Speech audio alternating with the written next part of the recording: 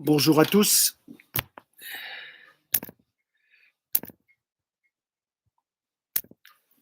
Je suis le professeur Henri Joyeux, chirurgien, cancérologue, professeur honoraire à la faculté de médecine de Montpellier et comme beaucoup d'entre vous le savent, un passionné de la transmission, de la prévention dans le vaste domaine de la santé. Aujourd'hui, ce podcast est destiné à vous parler d'un prochain webinaire que vous pourrez voir sur ma chaîne YouTube où j'invite un neuropsychiatre, le docteur Marc Passamard, que certains d'entre vous connaissent, qui est un expert auprès des tribunaux et que je voudrais interroger sur le problème des violences sexuelles. Il connaît bien ce sujet à travers son expertise qui concerne à la fois les violeurs, la personne, l'auteur de cette catastrophe et en même temps les victimes. Le problème des violences sexuelles est aujourd'hui un problème, je dirais même, d'actualité, bien qu'il ait toujours existé. Mais ce qui est positif, c'est qu'on puisse en parler d'une manière claire, non pas simplement pour pleurer sur les victimes ou même sur les auteurs, mais pour que tout cela ne se renouvelle pas. Récemment, vous le trouverez sur mon site internet, il y a un webinaire que nous avons organisé justement avec Pierre Passamard, neuropsychiatre dont je viens de parler, et Pierre Laure, Marc Passamard, pardon, et Pierre Laure, qui est lui un spécialiste de l'hypnose, de l'EMDR, car nous avons fait effectivement ce webinaire sur l'importance de cette technique qui peut être parfaitement indiquée dans des cas bien précis et qui consiste à évidemment utiliser nos yeux pour les aider, nous aider à repérer un certain nombre de choses que nous avons engrangées, si on peut dire engrammées, dans notre cerveau émotionnel.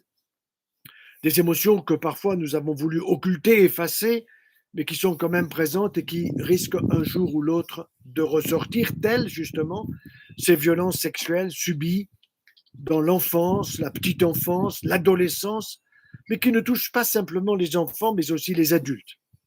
Alors sur ce sujet de l'EMDR, j'ai interrogé il y a 3 semaines le docteur Marc Passamard et Pierre Laure, et ils nous ont énormément instruits à partir de leur expérience personnelle et aussi des livres qui sont écrits par Francine Shapiro, qui a créé cette technique qui s'appelle donc Des yeux pour guérir, un livre qui a été préfacé par notre collègue David Servan-Schreiber, mais également un autre livre assez remarquable écrit par un psychiatre, Jacques Roch, vous voyez, le MDR, une révolution thérapeutique.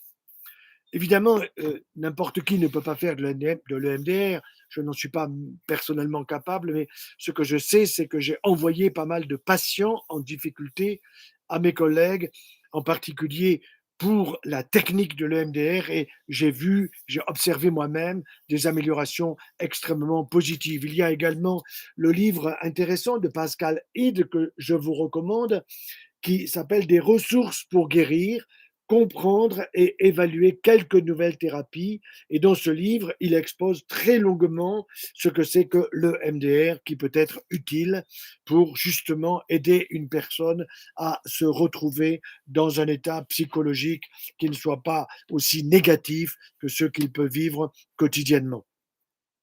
Alors, les violences sexuelles, évidemment, sont aujourd'hui à la une de beaucoup de journaux, avec des personnalités, avec, je dirais aussi des cas dans les familles, puisque on parle même de une personne sur 5, tu vous rendez compte, c'est énorme, qui pourrait être atteinte de cette façon, aussi bien d'ailleurs des petites filles, des jeunes gens, que des adultes. Et aujourd'hui, nous sommes dans une société complexe, évidemment, mais dans laquelle nous entendons des modes, nous entendons des échos qui nous arrivent des États-Unis, en particulier avec la théorie du genre, qui consisterait à nous faire penser qu'un petit garçon n'est peut-être pas un petit garçon, mais qu'il est garçon parce que la société lui imposerait de l'être, et inversement pour une petite fille. Et je recommande ce livre assez remarquable d'Esther Pivet, avec laquelle nous avons fait, une mère de famille de 4 enfants, nous avons fait un webinaire très intéressant justement sur la théorie du genre. Elle a écrit un livre, Enquête sur la théorie du genre, et qui montre bien que c'est un véritable bourrage de crâne de nos enfants, des familles, qui consiste à nous faire penser au fond que nous ne sommes que le résultat d'une société plus ou moins toxique qui nous obligerait à être ce que nous sommes. Tout cela, évidemment, avec le bon sens, nous le percevons, est très complexe, mais aberrant. Il faut bien le dire, aberrant. Et il est donc essentiel d'aller se retourner vers des spécialistes qui vivent les choses, je dirais, à travers les pathologies, à travers les excès de notre société. Vous savez, en tant que cancérologue, comment je puis connaître la santé sinon par la maladie en creux? C'est justement les cancers qui me permettent de comprendre comment eh bien, la santé est quelque chose de merveilleux, et comment aussi on peut euh, repérer les causes de ce qui nous amène à tel ou tel cancer. C'est pour ça que, d'une façon un peu humoristique, je m'amuse en conférence en disant: qui c'est qui veut un cancer? Si vous me demandez comment avoir un cancer de l'estomac, je vous expliquerai comment Bernard Tapie a développé malheureusement un cancer de la jonction entre l'ésophage et l'estomac.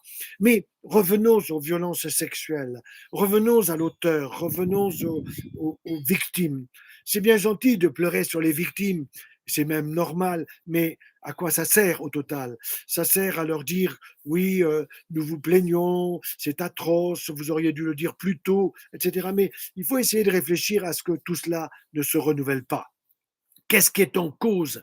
Qu'est-ce qui fait qu'un homme, plus rarement une femme, peut être à l'origine de telles violences sur un enfant, d'avoir des comportements, on peut dire, animaux, sans réflexion, sans se rendre compte de ce qu'il est en train de faire sur un enfant qui va être abîmé à vie, ou même sur une jeune femme, sur un homme. Voilà, tout cela est important. Et je crois qu'il faut que je vous aide à y réfléchir avec mes amis, le docteur Pierre Passamar, avec Pierre Laure. J'ai écrit, vous le verrez sur mon site, une réflexion qui n'est pas très longue, mais qui est assez, je dirais, claire, me semble-t-il, sur le problème grave de la pornographie, à mon avis. Les enfants ont accès à des images qui ne sont pas faites pour eux. Sont-elles faites pour les adultes? Je ne crois pas non plus, très honnêtement.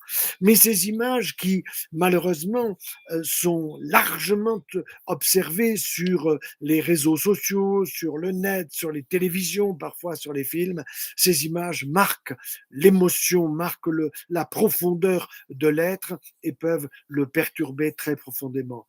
La pornographie, à mon point de vue en tout cas, c'est le chemin, c'est la source de ces dérives sexuelles. N'est pas la seule, bien évidemment. Il y a d'autres problèmes, et je pense, pour avoir observé personnellement certains cas qui étaient venus me voir pour me demander conseil, des personnes blessées qui malheureusement ont renouvelé les blessures dont ils avaient été l'objet.